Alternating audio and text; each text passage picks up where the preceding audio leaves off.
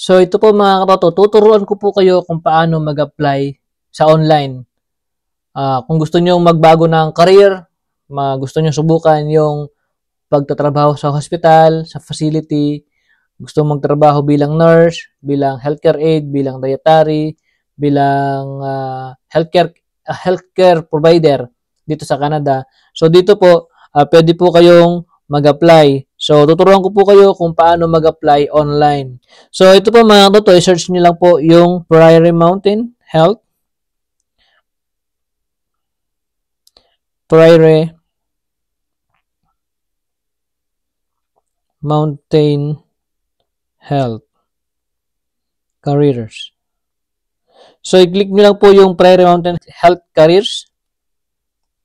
So, yan po, dadalhin po kayo dito sa website na ito. Yung unang-una po na link, i-click nyo po yan. So, yan po, makikita nyo, pagkabukas nyo na sa link na yon, meron pong search bar, pero hindi po kayo mag-search dyan. So, i-scroll up nyo po mga katoto. Find a career po tayo. Click yan. Then, kung may makita kayo, all vacancies, all location. So, halo-halo po yung bubungad sa inyo na position at saka location kung saan nyo gusto mag-apply. Ito po yung mga lahat ng vacancies na pwede nyong applyan dito sa online na ito bilang healthcare provider. Pwede yung nurse, healthcare aide, dietary, lahat po, lahat pwede pong ma-applyan dito. So, punta lang po tayo dito sa may all vacancies. Click po natin yan. Then, kung gusto niyo pong mag-apply ng nurse, activity instructor, yan, nurse 2, supervisor, yan, audiologist, marami po dyan mga katoto pagpipilian. So, punta lang po tayo dun sa may trabaho ko ngayon, which is ang healthcare aid. So, ang healthcare aid po mga katoto is dito. Tingnan nyo lang po, scroll up nyo lang, healthcare aid, then all location. Yan. Then, kung ano pong location yung gusto nyo na malapit sa inyo o kung nasaan man kayo, so i-search nyo lang po yan mga katoto. So kami, nandito po kami sa Dauphin. So i-click ko lang po itong Dauphin. Then, lalabas po lahat ng mga information na pwede nyong applyan dito. Mga vacancy na position na pwede nyong applyan. So, kung makikita nyo po mga katoto, yung P na kulay green, permanent po yan. At yung T na kulay blue, temporary. So, ano po yung meaning ng temporary at saka permanent? So, yung pong P, mga katoto, ay permanent. So, yan, ang position na yan, pagka nag-grant sa inyo na in-applyan nyo yan, is kung mag-grant kayo, hawak-hawak nyo yan, sa inyo po yung title na yan. So, yung temporary naman po, mga katoto, example, ako, nagtatrabaho po ako bilang healthcare aide, then, nag-apply po, kunwari, full-time ako, mga katoto, tapos, nag-apply po ako nagbawas po ako ng points ko, o yung EFT ko. So, example, gusto kong mag-apply ng 0.7 or 0.2 or 0.5. Ida-downgrade ko po yung yung position ko. So, tapos sa tanungin ako kung gusto ko bang i-maintain yung pagka full-time ko, ganyan. So, pagka sinabi ko gusto kong i-maintain yan, hawak ko pa rin yan, titignan ko lang kung gusto ko itong point something na ito. So, i-hold sa inyo po yung position na yon. So, syempre kapag ako ay na grant dun sa may ina-applyan ko, then, yung pong position ko, hawak-hawak ko pa rin po yun. Kapag in case na ayaw ko po yung trabaho ko na yon, yung point something na yon na yung days na pag-trabahuhan ko po mga katoto. So, pwede po akong bumalik doon sa posisyon ko kasi permanent po yung hawak ko. So, ganun po yun mga katoto. Tapos, kapag example na grant po ako doon sa mga EFT na gusto ko, and then, yung posisyon ko po, yung hawak ko po na position na full-time, so, ano po yun nila, i-hiring po nila, so magiging vacancy po yun. Yun po yung tinatawag na temporary, na anytime pwede po akong bumalik sa yung sa may dati kong posisyon, which is ang full-time. So, meron po siya. Example, gusto kong try lang po yung 6 months or 1 year. So, yung pong magiging temporary na hiring dun sa may temporary na posisyon ko is temporary lang. So, pwede po akong bumalik at kunin po yung posisyon na yon. Ganun lang po siya mga katoto. So, ito po mga katoto, kung may makikita kayo, healthcare aid sa class title niya, department, acute or medicine, rehab, yan, palliative, location, DOPIN. So, ito po mga katoto, yung employment status, part-time. So, part-time lang po ito. So, part-time na 0.6. Ibig sabihin mga katoto, yung 0.6 or 0.60 na yon is 6 days ka magtatrabaho sa 2 weeks. 6 days lang po yung pasok mo mga katoto. So, yung closing date niya is open until filled. So, example, gusto mo yan. 6 days ka lang magtatrabaho sa 2 weeks. Tapos, i-click mo po itong number na to, yung kulay blue. Yung DHCH CA, yan, 212034. So, i-click mo yan. Example, i-click mo yan. Gusto mong applyin yun. So, ito po mga katoto, pagka-click nyo, lalabas yan na link. Kung gusto nyo i-send sa mga kaibigan nyo, i-send nyo. O kaya, itong internal application. Ang internal application po mga katoto ay, example, nagtatrabaho po ako bilang dietary. Then, gusto kong mag-apply ng housekeeping or ng healthcare aid. So, nandoon na po ako kasalukuyan na nagtatrabaho sa facility. So, gusto ko lang po mag-iba ng trabaho. Ang gagawin nyo po, ito po yung i-click nyo, internal application. Yung internal application po mga katoto, ayan, i-click nyo yan. Kung trabaho po kayo sa facility na yon, sa Prairie Mountain Health. So, kahit na hindi po sa facility na yon. So, kahit na nagtatrabaho po kayo sa ibang facility pero under po ng Prairie Mountain Health. So, internal application po yung i-click ninyo mga katoto. Pero kung external naman po mga katoto, example, hindi ka pa po nakapagtrabaho dito sa facility o sa may Prairie Mountain Health. So, gusto mo lang pong mag-change ng career from other work mo mga katoto. So, i-click nyo lang po itong external application. So, ang external application po mga katoto is scroll up nyo lang. So, yan. Scroll up nyo lang po mga katoto. Makikita nyo po dito yung pagpapasa ng resume. So, yung una, yung cover letter, i-upload nyo po dito. Then, sa may resume nyo, so dapat nakaready na po yung resume nyo, i-upload din po dyan. Then, yung kinlik nyo po na posisyon kanina, ito po na nakikita nyo yung posting number. So, nandyan na po yan agad. At yung date po na pagpapasahan nyo, so, kunwari, ngayong araw na to, meron pong lalabas dyan na date at saka oras kung ano pong date kayo nag-apply. So, makikita po dyan. So, yung position po na ina-apply nyo, healthcare aid, yung status na ina-apply ninyo is permanent. So, ito pong shift ninyo mga katoto, i-anticipate ninyo na kasi ang available po or yung available po na shift dito is days and nights. So, day shift and night shift. Yung day shift po mga katoto, from 7 in the morning hanggang 3:15 in the afternoon.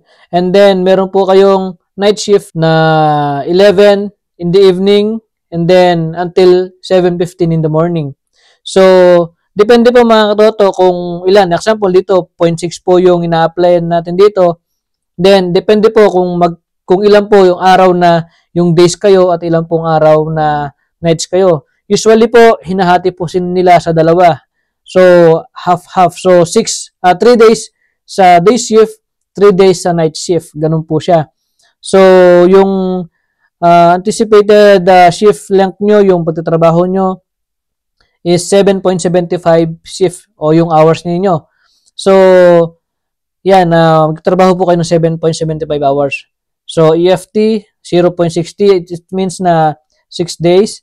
Then, i-click nyo yan. So, yan po mga katoto. Meron po mga katanungan dito na kailangan nyo din na sagutan. Example, ito, have you ever been employed in a facility program within Prairie Mountain Health? So, kung meron ka ng experience sa pagtatrabaho sa Prairie Mountain Health, so i-click nyo yan. Then, kung full-time, casual, part-time ba kayo, or day shift ba kayo, or night shift ba kayo, so i-click nyo yan. So, may tanong po dito, can you work weekend? So, syempre, kung gusto mong magtrabaho ng weekend, pwede ka, i-click mo yung yes, pero kung hindi, no lang. So, yung pong para sa akin po ano lang po, yung advice ko lang po, mas maganda i-yes nyo to para at least yung mag-hire sa inyo, hindi po magda-doubt. Kasi kung hindi ka nagtatrabaho ng weekend, so hindi ka mapapakinabangan nila sa weekend. So, isang asset din po yun na pwede kang ma-hire nila.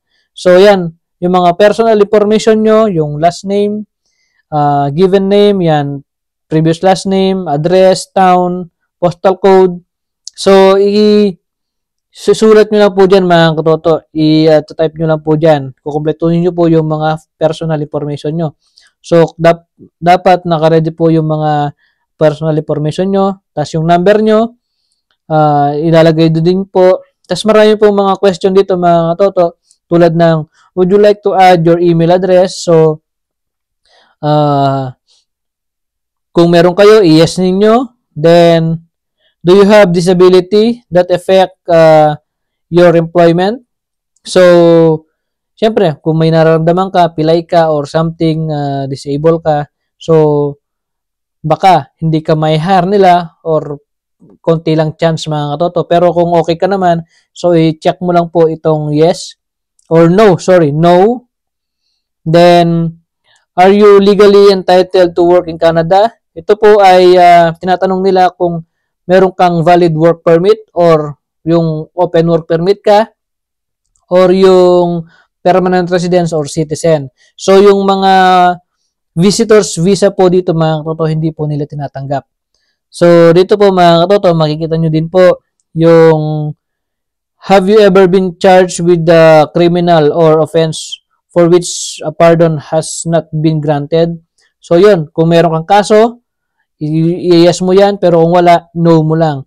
So, tinatanong nila ito mga katoto kasi kailangan nilang ma-sure na ikaw ay eligible na magtrabaho dito sa facility kasi kung may history ka na criminal record, so hindi ka po pwedeng mag-apply dito sa may facility o sa mga healthcare provider mga katoto. Kasi, syempre, nangangamba din sila. Hindi po pwede yun. Kasi pagka na-hire ka nila, magpo-provide ka po ng police clearance at saka ng criminal record at saka ng child abuse at saka adult abuse. Yan. So, yung meron naman po dito, educational qualification. So, i-type nyo po yung school name ninyo. Example, kung nag-aaral ka po sa Pilipinas, so, pwede pong yung school name nyo, i-type nyo lang po lahat ng pinag-aralan nyo. I-type nyo po dito. Kung may diploma kayo, i-yes nyo, or pagka wala, no. Yan. Tapos, kung nag-college ba kayo, tapos, kung natapos po kayo ng college, yung pangalan ng college na pinag-aralan nyo, kung may diploma. Tapos, yan, mga information ng educational information, dapat nyo ilagay dyan.